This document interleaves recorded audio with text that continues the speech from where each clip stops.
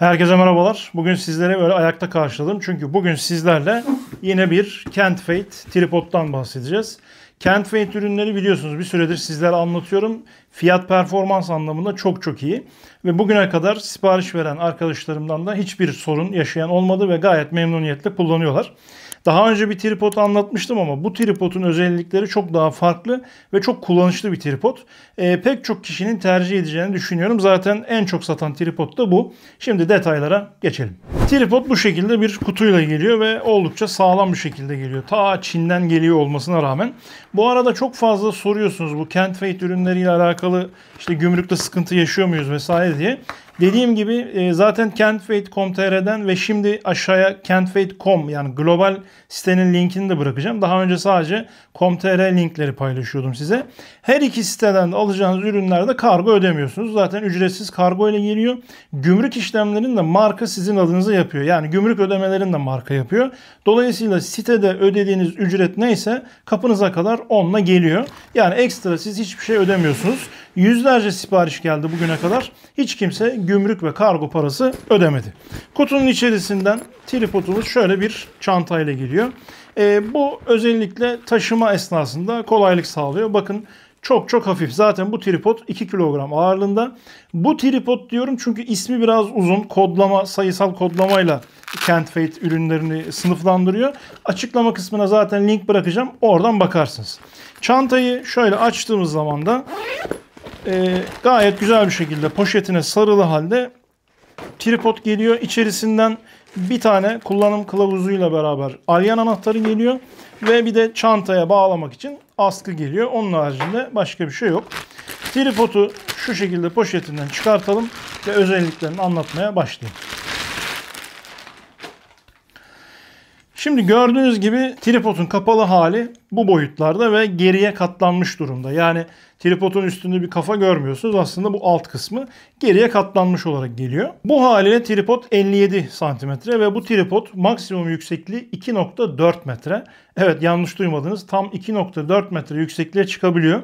Aynı zamanda monopod olarak da kullanıyorsunuz. Monopod olarak kullanırsanız da 2.5 metre yüksekliğe kadar kullanabiliyorsunuz.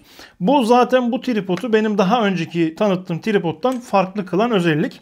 Daha önce tanıttığım tripod da burada duruyor. Bakın şu şekilde. Bu karbon fiber bir tripodtu ve bu maksimum işte boyunu da orta direği de uzattığınız zaman 170 santime falan geliyordu. Farklı bir sınıftaydı. Karbon fiber bir yapıdaydı ama bu alüminyum bir tripod ve 2.4 metre yüksekliği var. Ayrıca deve boynu özelliği var. Yani yatay çekimde de kullanabiliyorsunuz. Yani diğer adıyla işte tepegöz tripod diye de geçiyor.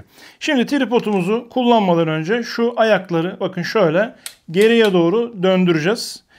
3 ayağı da şu şekilde geriye doğru açtığımızda artık tripod normal pozisyonuna geliyor. Bakın şu şekilde ve orta kısmı da yukarıda kaldı. Şu bölgede bakın şurada bir tane çok güzel bir yıldız şeklinde bir vida var. Bunu gevşettiğimiz zaman da şöyle tripodumuz normal konumuna geliyor. Yani bu orta çubuk sayesinde de yüksekliği ayarlayabiliyorsunuz. Orta çubuk da ayaklarla aynı kalınlıkta.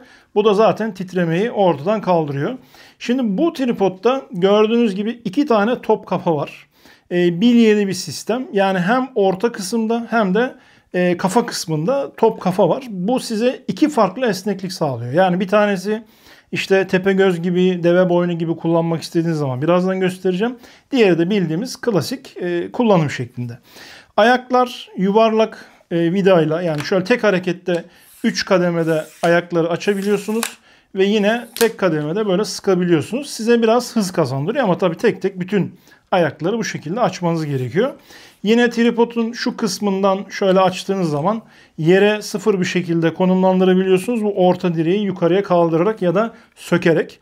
Sökülebiliyor bu arada. Dolayısıyla bunu söktüğünüz zaman parçayı çıkartıyorsunuz ve yere sıfırda bu tripodu kullanabiliyorsunuz. Veya bu kısmı ters bağlayıp makro çekimlerde kullanabiliyorsunuz. Yani her şey düşünülmüş, oldukça esnek bir tripod. Şimdi şöyle ayakları ben açayım ve bir göz hizamıza getirelim tripodu. Bakın bu yıldız kısmını şöyle gevşettiğim zaman bunun yüksekliğini böyle ayarlayabiliyorum. Yukarı aşağı istediğim yerde sıktığım zaman bu burada kalıyor. Şimdi şöyle bir miktar çıkartayım. Şimdi birinci top kafa farklı bir özelliği var. O da şu. Bunu gevşettiğim zaman bakın içinden bir boru daha çıkıyor. Şunu iyice aşağıya kaldırayım. İndireyim şöyle, pardon. Çıkıyor ve artık buradan şu şekilde bakın yana açılabiliyor ve şu şekilde de bunun ne kadar ileriye gidip geleceğini ayarlayabiliyorsunuz. Şöyle iyice gevşeteyim. Bakın çok rahat bir şekilde kullanabiliyorsunuz. Burayı gevşeterek bunun yönünü ayarlayabiliyorsunuz. Yani deve boynu gibi diyelim ki uzattınız. İşte masanın üzerinde bir çekim yapacaksınız. Tam tepeden dikey bir çekim yapacaksınız. Bunu buradan ayarladınız. İstediğiniz yerde, istediğiniz açıda bunu 360 derece çevirebiliyorsunuz ve mesafesini de ayarlayabiliyorsunuz. Ağırlık bağlayabilirsiniz buraya devrilmesin diye. Bu önemli bir avantaj. Yani bu tripodun birinci en önemli özelliği bence bu. Bu şekilde tepegöz gibi kullanabilmek ve dikey çekimler yapabilmek. Özellikle işte ürün tanıtımları yapıyorsanız, ürün incelemeleri yapıyorsanız veya işte öğretmensinizdir, bir YouTube kanalınız vardır, soru çözümleri yapıyorsunuzdur, bunları paylaşıyorsunuzdur gibi. Yani masa üzerinde bir takım anlatımlar yapıyorsanız ve tepeden dikey çekim ya da belli açıdan çapraz bir açıyla çekim yapmak istiyorsanız bu tripod tam size göre. Yüksekliği de çok yükseğe ayarlanabildiği için çok daha geniş alanları da bununla alabilirsiniz. Yani zeminde yapacağınız geniş planlı çekimlerde de yine bu tripodu kullanabilirsiniz. Aynı zamanda işte bu bütün ayaklarını açıp orta direklerini uzattığınız zaman dediğim gibi 2,4 metreye çıkabiliyor. Yani bakın şimdi şurayı gevşeteyim. Tekrar burayı dikleştirelim şöyle. Bunu maksimuma aldığınızı düşünün. Şunu da açtınız. Bunu da böyle maksimuma aldığınızı düşünün. Gayet de sağlam oluyor bu arada. 15 kilogram taşıma kapasitesi var. Son ayağı da açtığınız zaman artık bu 2,4 metreye çıkıyor. Bu kadar yüksek bir tripodu nerede kullanırsınız? Konser çekimlerinde kullanabilirsiniz. Yani insanların üzerine çıkartmış olursunuz kamerayı.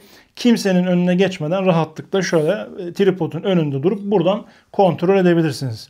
Özellikle tarihi mekanları çekerken çok farklı açılara ihtiyaç duyduğunuz zaman bunu yapabilirsiniz. Yani yükseklik ihtiyacı duyduğunuz her yerde bunu kullanabilirsiniz. Bulunduğunuz yerde farklı bir açı oluşturmak istediğiniz zaman yaparsınız. İşte aksiyon kameralarıyla drone taklidi tarzı çekimler yapmak istediğiniz zaman bunları kullanabilirsiniz. Çünkü monopod olarak da kullanılabiliyor. Dolayısıyla ciddi anlamda bir uzatma çubuğunuz da olmuş oluyor. Şimdi tekrar şöyle aşağıya doğru ben bu tripodu indireyim. Bakın şu şekilde iç içe geçiyor. Ve burada da bir top kafa var. Burada gevşettiğiniz zaman hem işte dikey çekimlerde bunu kullanabiliyorsunuz. Şöyle hem yatay hem dikey çekimde kullanabiliyorsunuz. Su terazisi var zaten üzerinde. Dolayısıyla istediğiniz açıda çok rahatlıkla çalışabiliyorsunuz.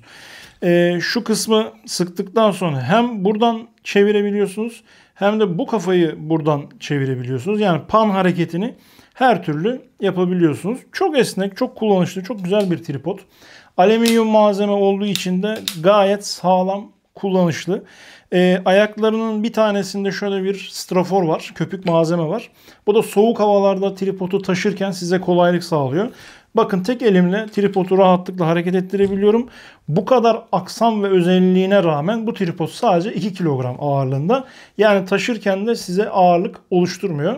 Gayet rahat bir şekilde taşıyabiliyorsunuz. Monopod olarak kullanmak istiyorsanız zaten burada yazıyor. Şu ayağı şöyle çevirdiğiniz zaman ayaklardan bir tanesi çıkıyor. Ve bunu bu orta boruya bağlayarak monopoda çeviriyorsunuz. Orta borunun da alt kısmındaki vidayı söküyorsunuz ve buraya takıyorsunuz. Zaten parçalar birbirleriyle gayet uyumlu. İçerisinde gelen kullanım kılavuzunda da bundan bahsediyor. Resimlerle anlatıyor. Kullanımı kolay. Ve özellikle şu kısımda bir tane de 1/4 vida girişi var. Buralara Magic Arm takabilirsiniz. Aksiyon kamerası gibi şeyleri de bağlayabilirsiniz. Ben Kent Fake'den bazı yardımcı aksesuarlar da aldım. Mesela ne aldım? Magic Arm aldım. Yani buraya takılabilir dediğim şu sihirli kol diye tabir ettiğimiz farklı aksesuarları bağlamak için olan Magic Arm'lardan aldım. Şöyle göstereyim size. Bakın çok kaliteli, çok sağlam. Bu da yine metal bir malzeme ve pek çok yere bunu tutturabiliyorsunuz. Şu şekilde sıkıyorsunuz. Bunu buraya tutturduktan sonra istediğiniz bir aksesuarı buraya takabilirsiniz. Mesela bir monitör bağlayalım. Şu şekilde bakın sadece monitörü de şuraya tutturmamız yeterli. Monitörü de bağladım. Sonra monitörü istediğimiz pozisyonda şuradan şöyle sıkmamız yeterli. Artık bu hiçbir şekilde yerinden oynamıyor ve keyifli bir şekilde monitörü kullanabiliyoruz. kafadan bağımsız olduğu için kamera burada hareket etse de monitör burada sabit kalıyor. Dolayısıyla siz çekiminize odaklanabiliyorsunuz. Buraya aksiyon kamerası koyabilirsiniz. Osmo Pocket 3 bağlayabilirsiniz ve kendi kendinizi kamera arkası gibi çekimleri yapabilirsiniz. Böyle güzel esneklikleri var. Yine ben aksesuar olarak bu Magic Arm'ların dışında Magic Arm'dan 2 tane aldım. Hatta şöyle clamp'li bir Magic Arm'da aldım. Böylece bunu ayağa ya da farklı yerlere, benim yukarıdaki autopollere clamp'le takıyorum ve bu Magic Arm'a işte mikrofondur, ışıktır, başka şeyler de takabiliyorum. Bir de bu plate'lerden yedek 2 tane aldım. Fazladan aldım. Yani tripodun üzerinde zaten bir tane plate geliyor. Ama işte bu plate'i sök, kameraya tak, sonra buraya tekrar oturt. Başka bir kamera bağlamak istediğin zaman bunu sök, o kameraya tak, tekrar buraya oturt. Bu biraz vakit kaybı oluyor. O yüzden ben bakın plate'i şu anda söktüm, çıkarttım. Kameraların altında bu plate'ler duruyor. Mesela şu Nikon kameranın altında hazır takılı ve sadece getiriyorum, bunu buraya oturtuyorum şu şekilde ve sıkıyorum. Yani böylece işte onu çıkar bunu takla uğraşmıyorum ve gördüğünüz gibi gayet profesyonel seviyede bir kamerayı çok rahat bir şekilde taşıyor ve istediğim gibi de bunu kullanabiliyorum. İşte dikey, yatay açılarda çok rahat kullanabiliyorum. Mesela bununla çekimim bitti. Başka bir makineyi kullanacağım. Bunu çıkartıyorum.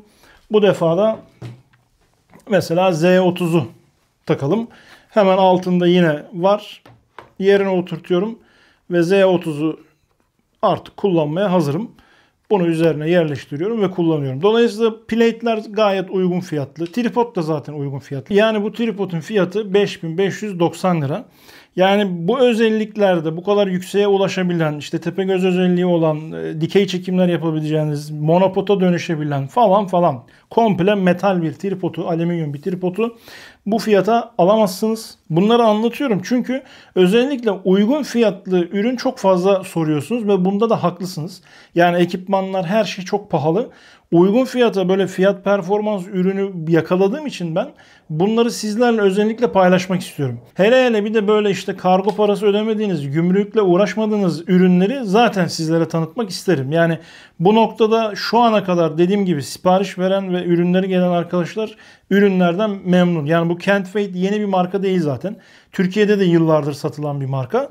Ama artık Türkiye'de bir distribütörü yok. Dolayısıyla da galiba böyle globalde kendileri bu işi yapmak istiyorlar. Benimle de iletişime geçtiklerinden beri ben de sizlere bu ürünleri ulaştırmaya çalışıyorum. Böylece bu sizin işte fiyat performans anlamındaki ürün ihtiyacınızı da karşılamış oluyor. Filtreleri dediğim gibi gayet güzel. İşte tripodları gayet güzel. Başka bir sürü aksesuar var. Bir sürü işte araç var. Farklı tripodlar var.